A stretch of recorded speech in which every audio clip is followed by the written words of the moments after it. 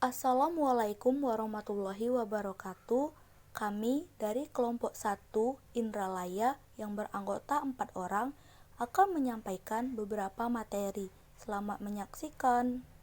Saya akan menjelaskan motivasi rendah. Seperti yang kita ketahui, motivasi ini sebuah tindakan sadar yang dilakukan oleh seseorang untuk mencapai sebuah keberhasilan. Sebaliknya, tanpa adanya motivasi, seseorang akan merasa sulit untuk memahami atau mengerjakan sesuatu yang ia tekuni.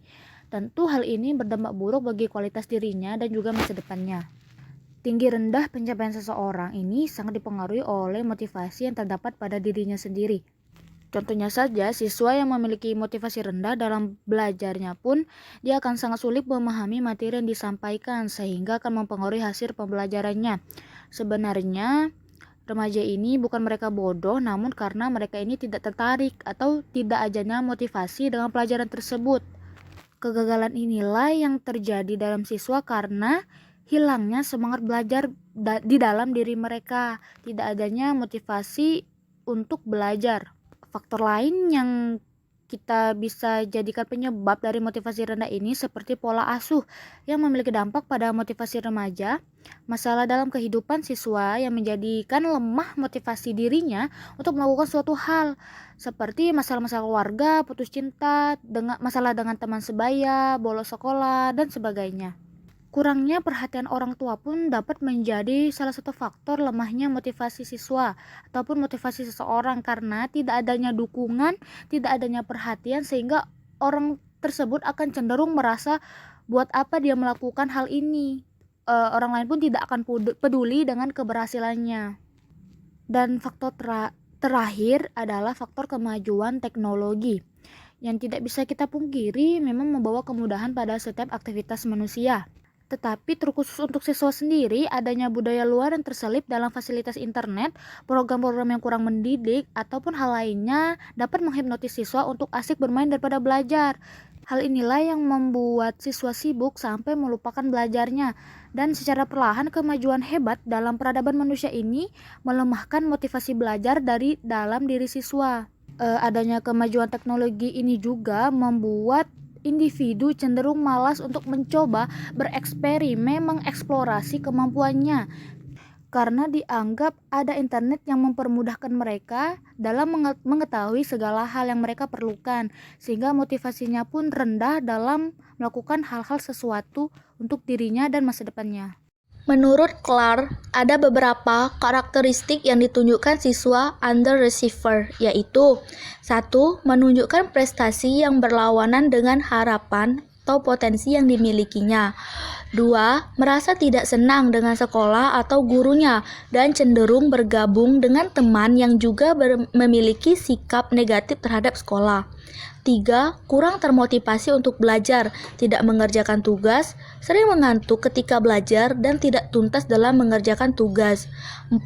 Kurang mampu melakukan penyesuaian intelektual. 5. Merasa kurang bersemangat, kurang tegas, dan sering ribut di kelas. 6. Memiliki disiplin yang rendah, sering telat sekolah, enggan mengerjakan tugas, sering ribut, dan mudah terpengaruh. 7. Tidak memiliki hobi atau minat terhadap kegiatan untuk mengisi waktu luang.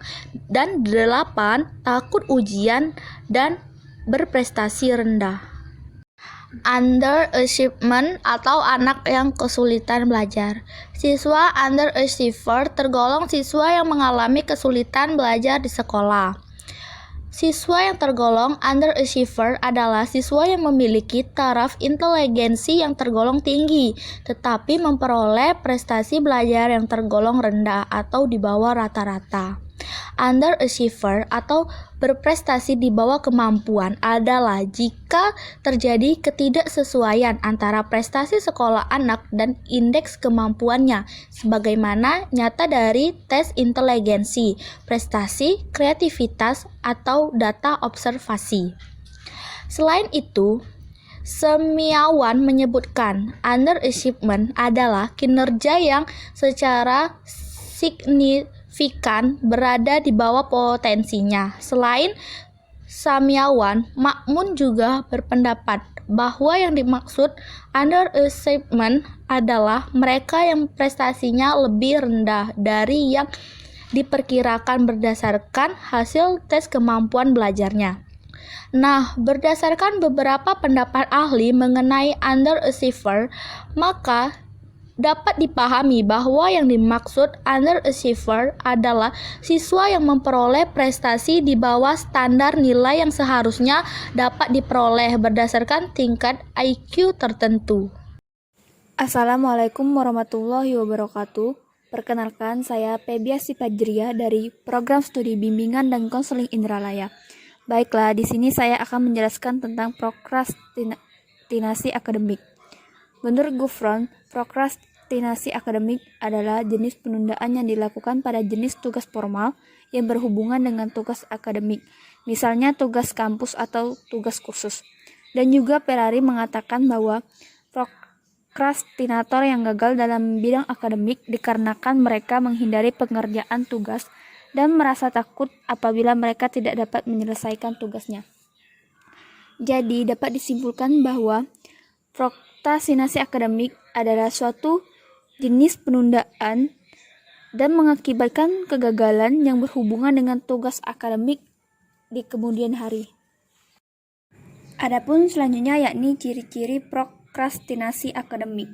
Ferrari dan kawan-kawan dalam Gufron mengatakan bahwa prokrastinasi akademik dapat termanifestasikan dalam beberapa indikator tertentu yang dapat diukur dan diamati ciri-cirinya. Adapun indikator tersebut dikelompokkan menjadi 4 aspek, yaitu yang pertama, penundaan untuk memulai maupun menyelesaikan tugas, yang kedua, keterlambatan dalam mengerjakan tugas, yang ketiga, kesenjangan waktu antara rencana dan kinerja aktual, dan yang terakhir yakni melakukan aktivitas lain yang lebih menyenangkan. Adapun yang selanjutnya yakni jenis-jenis prokrastinasi akademik.